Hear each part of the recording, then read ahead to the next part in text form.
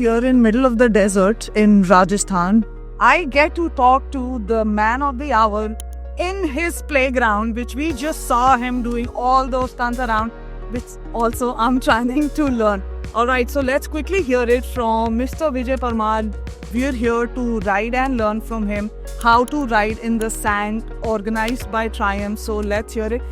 So very importantly, let me just begin with, do you think this skill is really important for riders? Yeah, it's to be able to ride off-road is a life-saving skill. Right. And it is extremely important for riders because in a country like India, half the roads are dirt or broken tarmac. And we don't have proper pavements on the side of the road. So many times trucks push us off the road onto the dirt. And if you can ride off-road, you don't even think twice about taking the bike down on the dirt and bringing it back once the danger is past.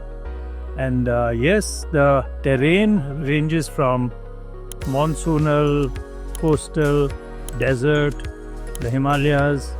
So to be able to ride and cover all possibilities, off-road riding is essential. Yes, and this is exactly what I experienced yesterday after he taught us all of this. We were on the tarmac going back to our hotel and this truck driver just wouldn't move. I was taught this in the morning, let me apply it. I got off-road and on within few seconds, so that helped me a lot. But let's get to the basics. So what does off-roading really mean and how do you tackle it? Could you tell us about the bikes, about the proper gear and technique? So off-roading really means that in India it means taking the bike off a sealed road or tarmac road onto a dirt or gravel road, and in some cases sand, mud, slush, snow and ice. So that is what we call off-road. It doesn't mean no roads. It means places where public roads are present but they have not been sealed with tarmac or cement as yet. Now as far as bikes are concerned, today we have a great choice of bikes. Yeah, I think I would specifically want to know about the sand because everything we're doing here is about the sand and how different it is. So if I were to choose a big adventure bike which could also do sand, the first priority in my mind is that it should have a 21-inch front wheel. This allows us to go over various rocks, stones, sand, snow, etc. much easier than the 19-inch wheels that many bikes come with. Also, one would prefer the lightest amongst these bikes. So a sub 200 kg bike or around 200 kg bike is the lightest that you can expect from a big ADV bike. And you have, I think the Triumph Tiger is probably 900. The new model is probably the lightest one out yet compared to the power it generates. So firstly, I would go for less weight. Secondly, I would go for high power, a good power to weight ratio. And thirdly, mainly, I would not put so many auxiliary gadgets on it to increase the weight. So I'd keep it light, and especially for long distance travel. And these bikes are basically compromise bikes, all adventure bikes. They can go around the world.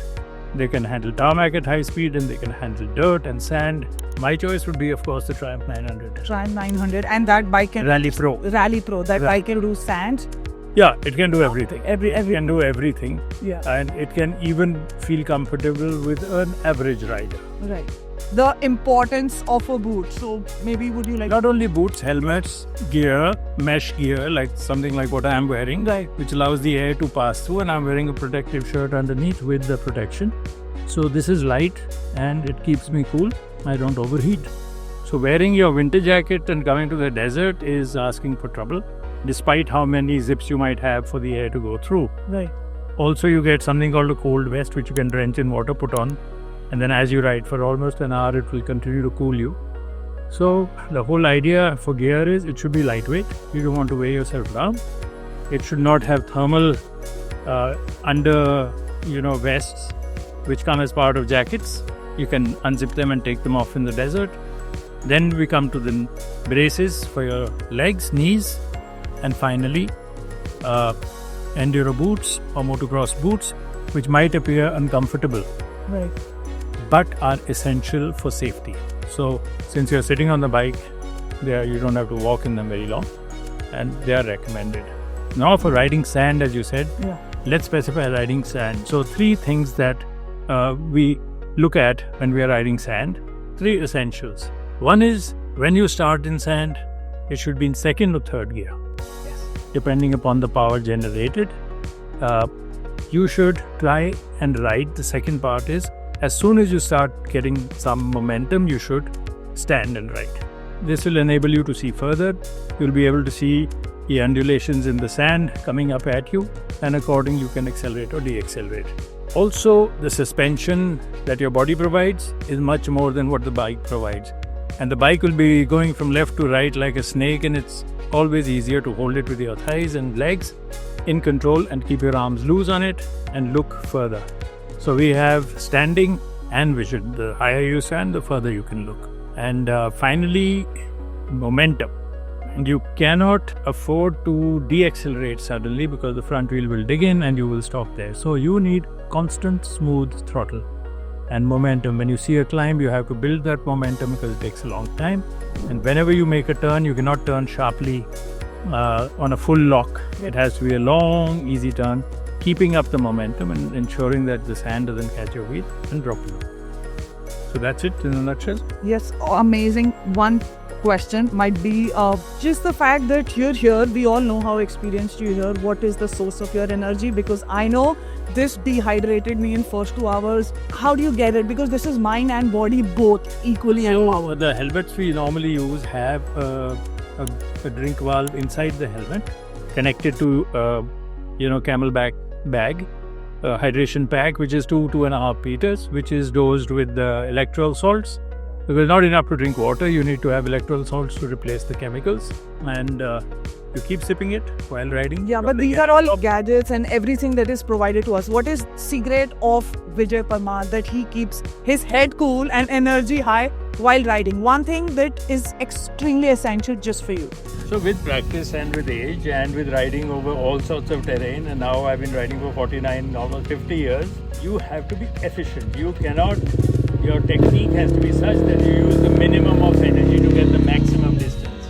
And you are not fighting the bike, you are not pushing and pulling, but you're holding it with your legs, you're throttling smoothly, and everything is happening very smoothly. You don't appear to be dramatic, but so efficiency is the key, which allows me to ride without getting stressed out, and it comes from years and years of practice and training to be efficient.